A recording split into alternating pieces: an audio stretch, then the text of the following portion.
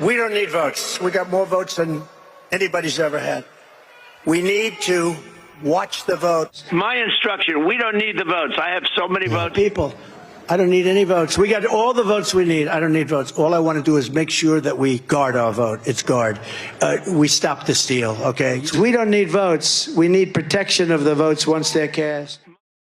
Commander Bobby Jones, great to have you back on. I think you are the only guest on this show who is averaging 1 million views per episode. You've set the bar high, but let's get serious, because this latest line from the former president, I mean, to me, it's reminiscent of that Stalin quote when he said, "I don't care who votes and how, I care who counts the votes and how." How worried should we be?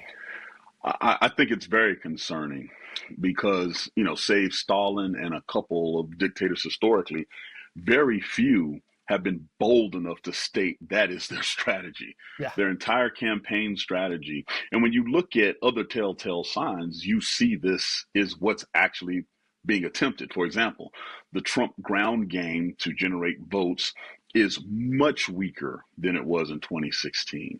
If you look at how he's campaigning, what he's saying, it's almost like he doesn't care to try to garner votes, because he realizes as long as I have people that will count on my behalf, that's all that matters.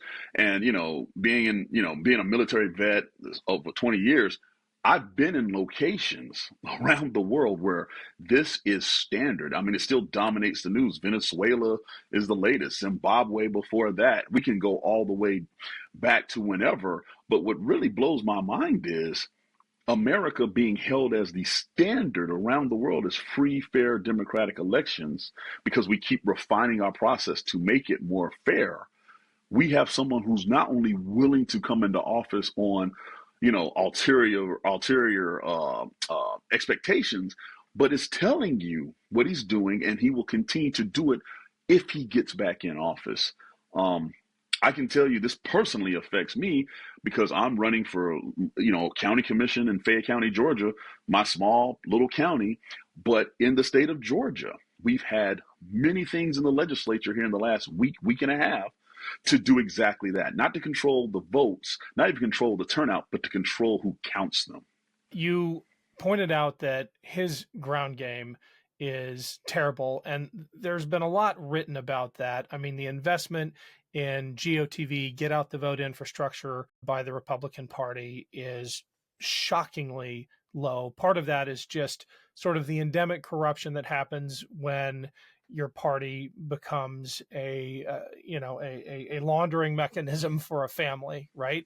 Part of it is this attitude that, it's less about turning out the vote than making sure we watch who is voting. And if their ground game is bad, their lawyer game is as good as it gets. They have filed so many preemptive suits. That is what really scares me. This is not Trump just firing from the hip, saying stupid things that he hasn't thought about. This is well thought out, and he has smart people making it happen. What we are seeing is a huge seismic shift in electoral strategy. This is a strategic thing that has been slow fed to the American public to where now you believe this is standard operation. Those of us who are old enough to remember elections when we were younger, this would never have been an actual strategy. In 2000, Bush v. Gore, there was no type of apparatus set up like this. They fought for every vote, and then once the Supreme Court ruled on it, that was it. What we now see is strategy that's now being migrated into American culture. And that should terrify everybody, because I hate to break it to people, the Constitution is not something we enforce only when it's convenient. It's not only when you win do we sit there and say, I believe in that parchment that laid out the diagram for this democratic republic. No, it's through good, bad, it's through winning and losing. It is a standard. And now the standard has shifted to, I'm going to take legal action before one vote is cast. Let that marinate, people. We're talking about, we don't even know what's happened yet. Early voting in the state of Georgia starts October 15th. And there are lawsuits waiting to go before a vote is cast. The intimidation piece on this too. They're investing more money in poll watchers than actually getting people to the polls. They want you to feel intimidated even when you do cast your legal vote. They want you to feel that tingle on the back of your neck. Are they going to count my vote? Are they going to contest it? Oh, I guess I shouldn't even try to vote. So instead of trying to appeal to the American people with better ideas that appeal to a broad side of America, the idea is we'll take the extreme ideas, remove all barriers in place to make sure that this is fair, and implement it in a very dictatorial fashion, right? And I'm speaking from experience. I was a United Nations peacekeeper in Liberia after their civil war, having to help protect those elections. The United Nations had to come in and show them how to run an election. And I saw what voter intimidation looked like. And let me tell you something, if it walks like a duck, quacks like a duck, and has feathers, you're probably dealing with a big, huge duck. And that's what this is right now. There is no way in history that you can tell me in America, and this is coming from a black guy born and raised in the deep South. We've seen this before in our history as well. So understand, we're seeing a playbook that's been dusted off, revamped, and now we're getting 2.0 of it. Don't sanitize this for us, because when the former president says poll watching, it sounds, kind of plain.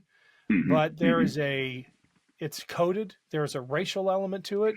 When he's talking about watching polls, he is signaling directly to groups like True the Vote, which shows up in body armor and guns, and they keep their distance, right? Because there are certain laws, but for some reason they only go to minority communities, right? They only watch the vote in places where their guy might lose. And the flashbacks that these communities must experience to a time when they literally risked their lives to have their voices heard. Yeah, go for it. Right. No. So let's go there. What's really mind-boggling to me is you have these groups that you mentioned. They go on Amazon.com and buy cheap little gear and cosplay being a commando, and they sit there and they think they will intimidate people. Well, what you need to understand about American history is we fight the most when we are denied something. And when you're talking about populations, especially minority populations that, guess what, have the highest propensity to serve in the military. 1 out of 4 black men ages 18 to 45 serves in the military. And think about the generation we're talking about, the GWAT generation, Global War on Terrorism generation. Do you think someone like me has come back home to Fayetteville, Georgia, to go vote and to see someone in the parking lot trying to stop me? There will be smoke in the city. Smoke in the city. And they need to be careful about that. This is not the 1950s. And as much as nonviolence worked then, people are going to fight for their rights. But here's the thing. If you're willing to spend bandwidth, money, time, propaganda to deny people the right to vote, their constitutionally guaranteed right to vote, the next question you should ask is why? Why are they trying to stop people from voting? Is it because they're out of ideas? Is it because they feel like their golden idol is not going to win without that intimidation? If he's so great, then why are you trying to stop people from casting the vote? If so many people like him, why are you trying to specifically target certain demographics to not vote for him? It's a question that America needs to ask themselves. Is this what you pictured when you learned about how our government worked in civics class? And is this the standard of leadership? Do you want this moving forward? Because what happens when it's the left that has power and they implement the same thing? Now you're going to say, oh, it's Hugo Chavez 2.0, blah, blah. Well, these are the foundations of a new shift. And that's why me and you and others like us are vocal. We don't have time to be polite. The sake of democracy, the case for democracy, and most importantly, the example moving forward for democracy is on the line in how this election is conducted. So if you feel like you're going to be intimidated, there are so many numbers you can call to ensure your right to vote. And just my last point on this is, if they're willing to do this just to get in office, what other norms and laws are they going to toss aside once they get in? That is such a good point. And I'm going to put resource links in the show notes. We'll make sure to do that because even on voting day, if you're turned away, there are things you can do. There's the provisional ballot system. There are things you can do if you're in one of those precincts that has identified you because of where you live or the color of your skin as someone to harass. There is a way to fight back peacefully, of course. But how does this end, Bobby? Do you think if Trump suffers a serious enough defeat at the ballot box that these cosplay warriors like retreat into the shadows, or are we looking at J6 2.0? Well, I think, and it's kind of funny you asked this, Ken. I literally was thinking about this maybe 2 days ago. I think what's going to happen is this. America will repudiate this because I think people believe enough is enough. There are people that just have Trump fatigue. They're sick and tired of the lies and hearing the same thing over and over again. But like a forest fire, you put out the main blaze, but there are going to be smoldering embers all over the place. When you're dealing, and you know this, this is psychological warfare, right? And one of the things that we learned in the global war on terrorism is it's one thing to fight tangible people. It's much harder to fight ideas that can be reconstituted, separated, hide, marinate, and come back.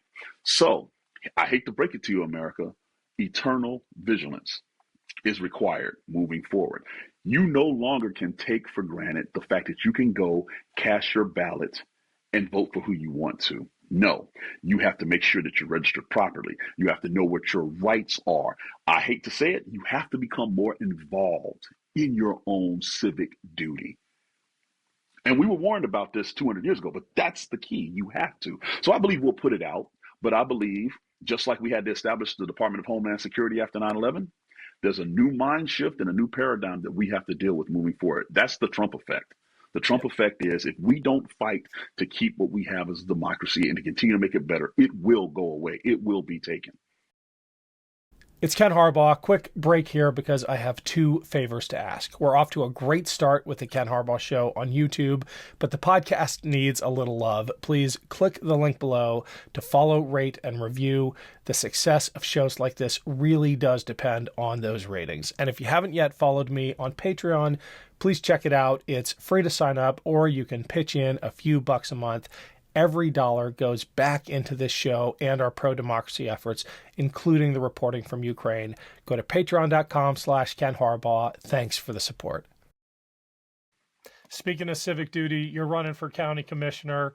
I know it's a pretty purple area. Do you want to link down below so people can help you out? Yes, I would love to put a link to my website. It's BobbyJones2024.com. And let me be honest, I did not plan to run for office. I was asked literally 2 days before ballots were due if I'd do it. I had just retired. And, the first few times that we've talked, I didn't want to mention this because the national crisis, and I'm going to say it's a crisis, is too great. I'm doing what I can. It's running all day to try to get into an office that's like a part-time position and, but it's a full-time job. But the reason I wanted to run for office when I was asked was these people helped raise me, right? And when we moved here, I was 8 years old and I was a black kid in a basically all white 95% county. And I learned something about America. We were embraced by these people, by the white people and stuff like that. They judged us the right way. They judged us on our content, our character, how we behave. Next thing I know, I went from being the only little black kid in Little League Baseball there to my parents being on the Little League Baseball board and stuff like that. My first job was at the Chick-fil-A in Fayetteville. So I say this because I want to help protect the people that literally helped raise me and show me what the best of America could be. I wouldn't have gone to the Naval Academy. I wouldn't have served in the Navy if I wasn't encouraged to do that by these people. And they didn't look like me. You know what I'm saying? And so when I come after Trump and I come after this, that, and the other, it's because I've seen the best of America. And it has sustained me through the worst of the world when I was on deployment. And so now these people that help raise me are in their older age or their golden years. And I want to make sure that we not only protect them, but motivate young people like I was motivated 30, 35 years ago, right? And so I'm adamant about this.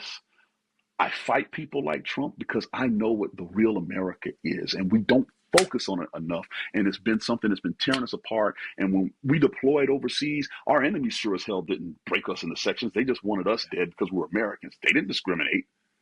You know what I'm saying? So I come back home to a place where I get to help give back to the people that gave me so much. And that's the only reason I'm really running, to be honest.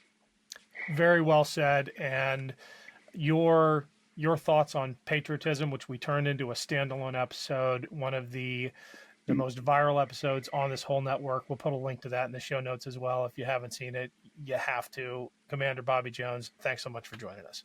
Hey, thanks, Ken. I appreciate it. Anytime.